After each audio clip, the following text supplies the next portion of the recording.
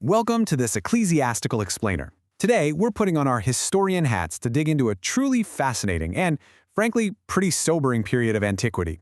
We're going to systematically break down the historical record of the missionary travels, the severe persecutions, and the ultimate martyrdoms of early Christian leaders operating right at the height of the Roman Empire.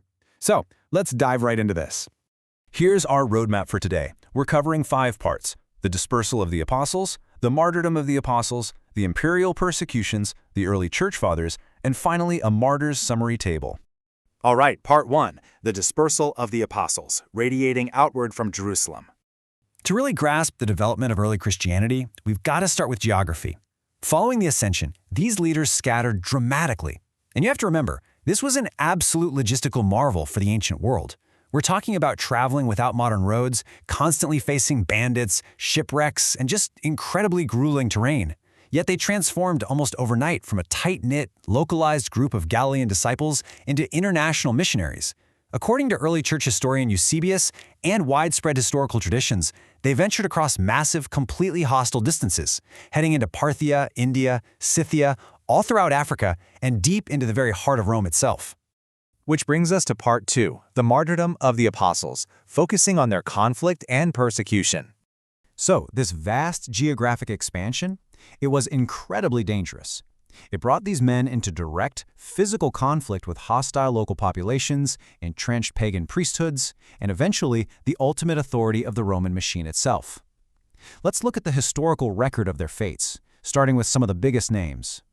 Peter preached extensively in Asia Minor before arriving in Rome, where, according to tradition, he actually requested to be crucified upside down under Emperor Nero, literally feeling unworthy to die in the exact same manner as his master.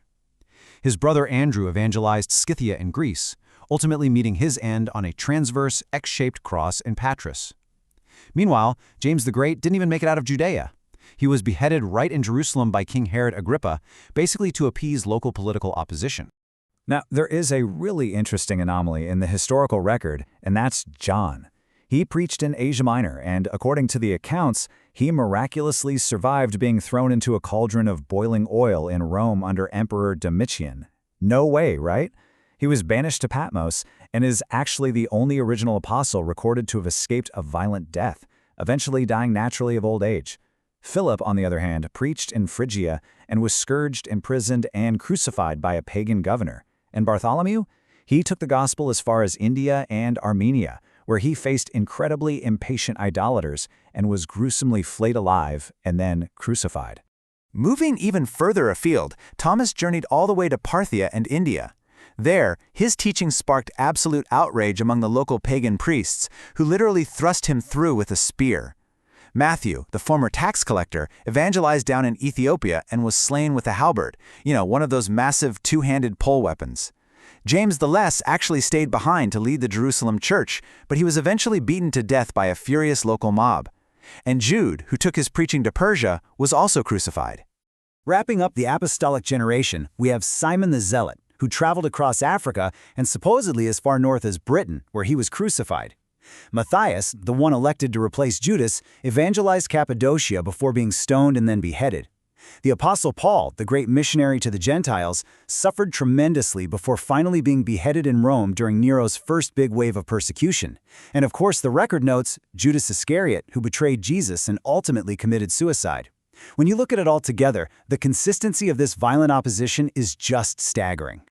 Moving on to part 3, the imperial persecutions and the shift to state-sponsored suffering. Now, this era marks an absolutely crucial turning point in classical history. As we transition into the era of the Church Fathers, the localized, kind of sporadic violence of the first century evolved into something far, far more devastating. Early on, the apostles largely faced angry mobs, threatened pagan priests, or regional rulers like Herod. But as Christianity spread like wildfire, it triggered state-sponsored persecution. This wasn't just mob violence anymore. This was a highly systematic, empire-wide machine driven by Roman decrees.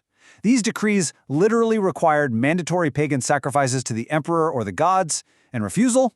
Well, that was punishable by torture and death.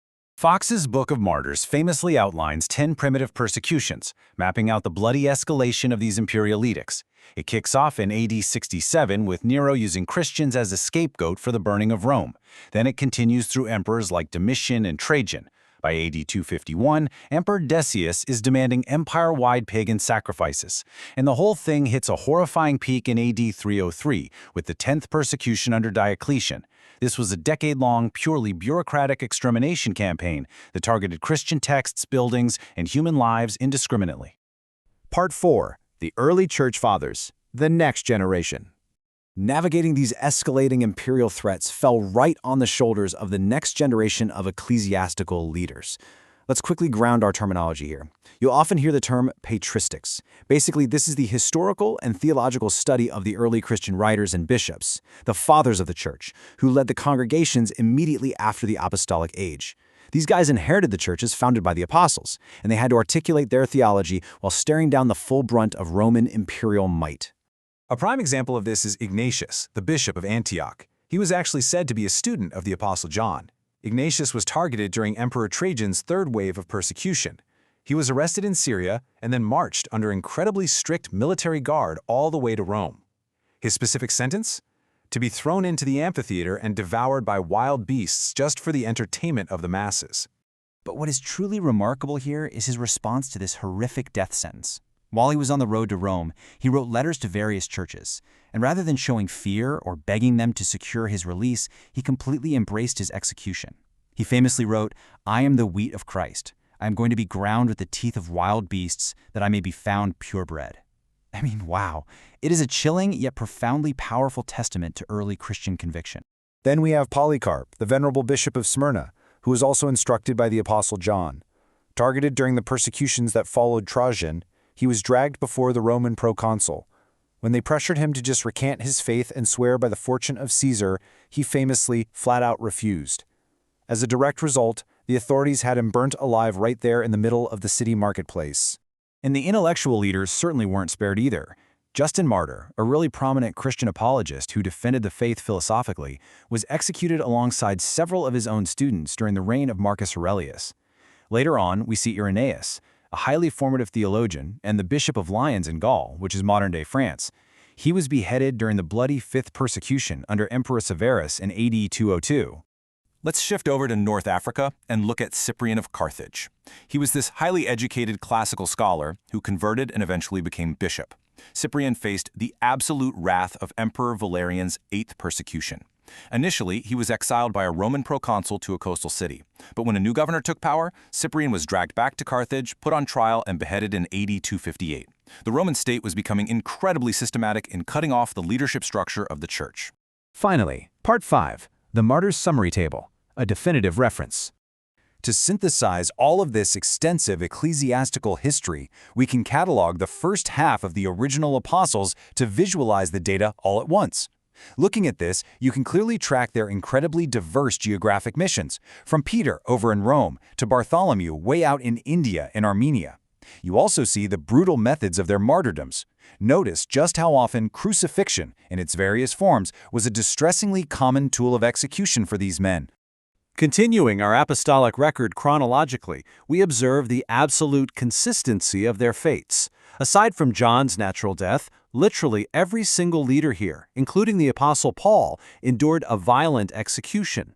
The weapons range from halberds and spears to mob beatings and the executioner's sword. The historical data paints a very clear picture of a relentless, localized pushback against their missionary efforts.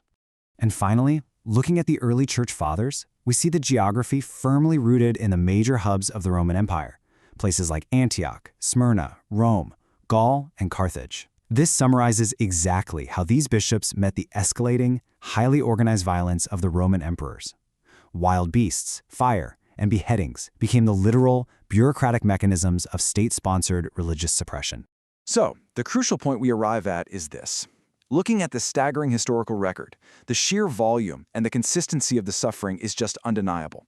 And it leaves us with a deeply provocative question. If violent martyrdom was practically a statistical certainty for these men, what kind of unyielding conviction drove them to willingly sacrifice their lives, to deliberately expand their faith directly into the teeth of the greatest, most hostile empire in the ancient world?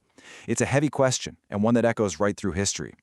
Thanks so much for joining me for this explainer. I hope it provided a clear, structured lens into this truly incredible era of classical antiquity.